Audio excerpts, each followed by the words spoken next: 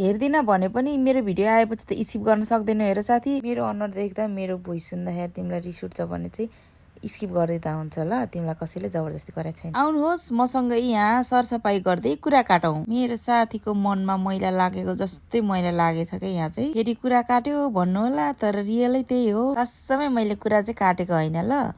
कसैको कुरा गर्दाखेरि कुरा काटेको भनेर नभनौ है। अबदेखि कुरामा कुरा आइहाल्यो त्यही भएर कुरा गरेको नि भनेर टाल्नुपर्छ ल। मेरो एकमात्र सिद्धान्त यस्तो छ कि हप्तामा बरु एक्स्ट्रा काम गर्नुस् 5 घण्टा, तर रुममा एक्लै बस्नुस्। कुनै छोरी मान्छेहरू चाहिँ कस्तो हुँदो रहेछ भने आफ्नो अनुहारमा चाहिँ नाना थरी दल्ने, नाना थरीको लुगा लाउने, तर रुम चाहिँ सुँगुरको खोर जस्तो नै भए पनि केही परवाह नहुने खालको केटीहरू पनि हुँदा रहेछन् है साथीहरू। कि आफूले पनि सफा गर्नु पर्यो, होइन भने अरूले गरेको सफामा किन फोहोर गरिदिने, किन दिमागमा नछिरेको होला नि यो कुराहरू चाहिँ कुनै कुनै केटीहरूको। एउटा कुनामा यत्रो लुगाको पोको अनि अर्को कुनामा लुगाको पोको, लुगा झुन्डिरहेको, अनि त्यसपछि भुइँभरि फोरै फोर, सिङमा भाँडा हुँदा हुँदै पनि कसरी आनन्दको निन्द्रा लाग्छ होला क्या भनेर सोच्ने गर्थे क्या म कुनै कुनै दिन। फेरि पनि दोहोऱ्याउँछु क्या, कि भने आफू पनि गरम नगर्ने हो भने अरूले गरेकोमा फोहोर पनि नगरौँ। कानको कानेको चाहिँ निकालेर सुने फोहोरी रुमीहरू। तिम्रो अनुहार मात्रै टल्काउने होइन क्या बहिनी, रुम पनि टल्काउने गर, ताकि साथीसँगको बोन्डिङ राम्रो भइराखोस् क्या। अनुहार टल्काएर जिउमा चिटिक्क परेको राम्रो लुगा लाएर मात्रै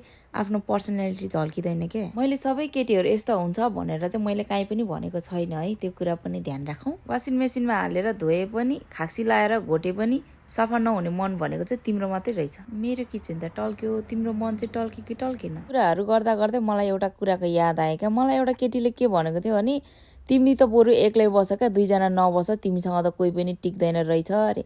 मसँग नटिक्नुको कारण चाहिँ के हो भनेर म भन्छु क्या। त्यो कुरा भन्दाखेरि त्यो मान्छेलाई केही लागेको थिएन होला, तर मलाई त लाग्यो नि। पट्टिको मात्रै कुरा सुनेर जज चाहिँ कसैलाई नै नगर, होइन भने तिमी नै आफू नराम्रो हुन्छौ क्या। भुइँमा फोहोर देखेपछि सफा गर्नुपर्ने म, फोहोर नै देखे पनि टेकेर हिँड्ने उनी, भित्ता र पारी भित्तामा लुगा झुन्डाएर राख्न मन नपराउने म, अनि त्यही भित्तामा लगेर लुगा झुन्डाउने, लुगा थुपार्ने उनी। अलिकति बेडसिट खुम्चिँदा मात्रै पनि तन्काउनु पर्ने म, अनि त्यो कुनाको बेडसिट खुम्चिएर पुरै त्यहाँ बिग्रेर यता छेउसम्म आइपुग्दा पनि त्यत्तिकै सुत्ने उनी। बेडसिट मैला भयो भनेर धुन हाल्ने म, अनि त्यो सुकेको बेडसिट पनि ल्याएर नओछ्याइकन बिना बेडसिट नै म्याट्रेसमा सुत्ने उनी। बाथरुम सफा गर्ने म, मिन्स हुँदाखेरि आफ्नो युज गरेको प्याड छोड्ने उनी। एकपट्टिको मात्र कुरा सुनेर जज गर्न आउने तिमीहरू जाँठीहरू, तिमीहरूले मलाई सल्लाह सुझाव दिनको लागि तिमीहरू मेरो लोयर होइन क्या, मलाई सल्लाह सुझाव नदिँदा हुन्छ। तिमी त बहिरो एक्लै बसी तिमी त कोहीसँग पनि टिक्दैन रहेछ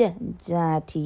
जसलाई पर्छ, जसले भोग्छ उसैलाई मात्रै थाहा हुन्छ क्या कस्तो हुन्छ भनेर। भलै मैले इनफ पैसा कमाउन सकिनँ होला, इनफ पैसा सेभिङ गर्न सकिनँ होला, एक्लै बस्दाखेरि जुन पिस छ त्यो पिस भनेको रुम सेयर गरेर बस्दाखेरि चाहिँ नहुँदो रहेछ क्या। फेरि सबैजनालाई मैले भन्न खोजेको होइन है, सबैजना त्यस्ता हुँदैनन् है, सबैजना हुँदैनन्। हेर न, वाउ कस्तो राम्रो छ नि आजको दिन।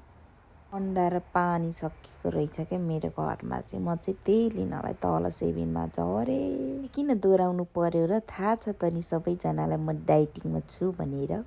सेभिनमा काम गर्ने न्यू स्टाफहरू एकदमै रुड टाइपको लाग्छ क्या, मलाई चाहिँ मनै पर्दैन। मन नपर्यो भने के गर्नु, फेरि यहीँ आउनुपर्छ, आफ्नो नजिकै यही नै छ। एक दिन हाँसी मागेको त मलाई त एउटा बुढीले त बेन दुखिँदा मात्रै दिन्छ हाँसी त अरे क्या। अनुहार हेर न अनुहार, मेरो साथीको फेभरेट हो क्या, फेभरेट। अहिले चाहिँ म उसकै घरमा जाँदैछु। यही जाँटो रहेछ कि जहिले पनि मेरो साइकलको साइडमा ल्याएर ज्यामा गरेर राख्ने क्या। साइकल यस्तो रिस्टेर आउँछ कि एक दिन त मैले बाहिर रोडमा ल्याएर राखिदिएको क्या, बाटो नै नहुने गरेर राख्ने क्या बिचमा। अन्डा र पानी लिन गएको म साथीको घरमा गएर 2 घन्टा गन्थन गरेर आएँ। 1-2 जना साँपहरूले डस्यो भन्दैमा सबैजना साँप चाहिँ हुँदैनन् क्या, मेरा राम्रा साथीहरू पनि छन्। कस्तोसँग सङ्गत गर्दै हुनुहुन्छ भनेर चाहिँ आफैले चिन्न सक्नुपर्ने रहेछ क्या। विदेशमा आएपछि रुम सेयर गरेर बसेपछि सबैजना त्यस्तै हुन्छन् भनेर भन्न खोजेको पनि होइन मैले। एउटै घरको छतमुनि बसिसकेपछि फ्यामिली जस्तै भएर बस्न सक्नुपर्छ क्या। अफकोर्स सानोतिनो मनमुटाव त भइ नै हालिन्छ, तर त्यो मनमुटावलाई आफूले कसरी लिने, आफूले कसरी सुल्झाउने भन्ने कुराको चाहिँ आफैमै डिपेन्ड हुन्छ जस्तो लाग्छ क्या मलाई चाहिँ। चाहे रिलेसनसिपमा होस् या फ्रेन्डसिपमा, रुल्स भनेको एउटै नै हो, थर्ड पर्सनको इन्भल्भ चाहिँ हुन भएन। किनकि पहिलाका ती सानातिना लाग्ने झैझगडा नै ठुलो हुन जाँदो रहेछ क्या थर्ड पर्सनको इन्भल्भ भएपछि चाहिँ। थर्ड पर्सन तिमी कुरा सुन्ने मात्रै गर क्या, तिम्रो त्यहाँनिर केही राय राख्नु जरुरी छैन। आफ्नो देश छोडेर अर्काको देशमा जान्छु भनेर डिसिजन लिन सक्ने मान्छेले आफूले के गरिराखेको छु अनि त्यो कुरा सही हो कि गलत हो भनेर छुटाउन पनि सक्छ जस्तो लाग्छ। पर्सनले दिने सुझाव पनि दुई थरीको हुन्छ क्या, राम्रो र नराम्रो। कुन चाहिँलाई आफ्नो व्यवहारमा उतार्ने र कुन चाहिँलाई आफ्नो दिमागबाट हटाउने भन्ने पनि तिमी आफैमै डिपेन्ड हुन्छ। बरु टाइम लिनुहोस् होइन, तर डिसिजन चाहिँ एकदमै राइट लिनुहोस् है। घरमा एक्लै के गरेर बस्छु, यिनीहरूसँग गफ गरेर बस्छु चाहिँ आजको मेरो नास्ता है साथीहरू।